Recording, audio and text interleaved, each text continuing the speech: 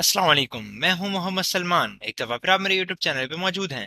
Channel को subscribe करना ना भूलें और वीडियो पसंद आए तो इसे लाइक और शेयर ज़रूर करें। हम लोगों ने गुज़िश्ता वीडियो के अंदर गेटएक्स कंट्रोलर की लाइफ साइकिल के हवाले से डिस्कशन की थी कि कौन कौन से लाइफ साइकिल मैटर्स होते हैं जिनको हम इस्तेमाल कर सकते हैं और हम स्टेटफुल विजिट से फिर जान छुड़ा सकते हैं और हमारी एप्लीकेशन स्टेटलेस विजिट के ऊपर रन हो रही होगी। अगर आपने वो वीडियो नहीं देखी तो आप मैं ऊपर लिंक कर रहा हूँ, उसे जाके ज़रूर देखें।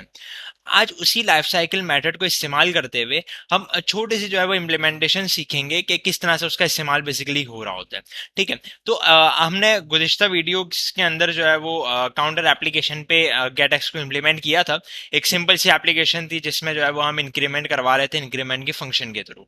तो अब इसी को जो है ना मैं एक टाइमर में कन्वर्ट कर देता हूँ कि जैसे ही मेरी एप्लीकेशन स्टार्ट हो तो ऑटोमेटिकली टाइमर इंक्रीज होना शुरू हो जाए। तो यहाँ पे जो है वो इंक्रीज इंक्रीमेंट का फंक्शन भी बना हुआ है और वेरिएबल बना हुआ है जो कि हमने गुज़िश्ता वीडियो में बनाया था। अब एक टाइमर सिर्फ यहाँ पे मैं इंक्लूड करूंगा जिसको मैं लाइफ साइकिल मेथड के अंदर एम्बेड करवाऊंगा कि इसके साथ जो है वो ये काम होना शुरू हो जाएगा। तो चलें हम जो है वो इसको स्टार्ट करते हैं। तो यहाँ पे मैं जो है वो एक टाइमर बनाता हूँ जो कि लेट टाइमर कर देता हूँ। ठीक है, और इसे जो है वो हम बना लेते हैं यहाँ पे।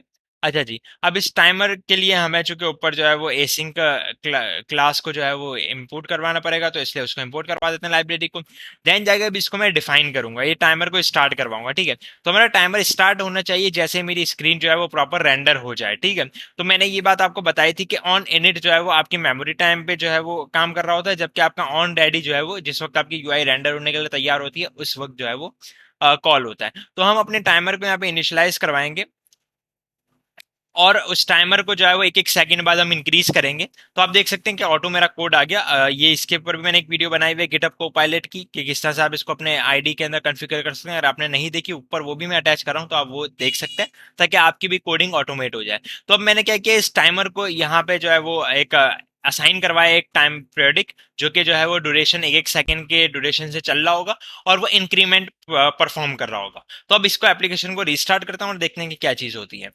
मैं एप्लीकेशन रीस्टार्ट करता हूँ और एप्लीकेशन रीस्टार्ट होते ही आप यहाँ पे देख सकते हैं कि सबसे पहले मेरे जो है कंट्रोलर इनिशियलाइज हुआ, क्रिएट हुआ और उसके बाद ऑन रेडी कॉल हो गया। ऑन रेडी जैसे कॉल हुआ मेरा टाइमर जो है वो चलना शुरू हो गया, चूंकि जो है वो यूआई रेंडर हो चुकी थी और मैंने आपको ये बात बताई थी कि यूआई रेडी होते ही ऑन रेडी का मेथड कॉल हो जाता है। तो आप देख सकते हैं कि हमारा टाइमर इजीली चलना शुरू हो गया। तो एक ये छोटी सी एग्जाम्पल थी इसकी कि आप किस तरह से लाइफ साइकिल मेथड को इस्तेमाल कर सकते हैं। अगर ये वीडियो पसंद आई है तो इसे लाइक और शेयर जरूर करें। अपना ख्याल रखें। अल्लाह हाफिज।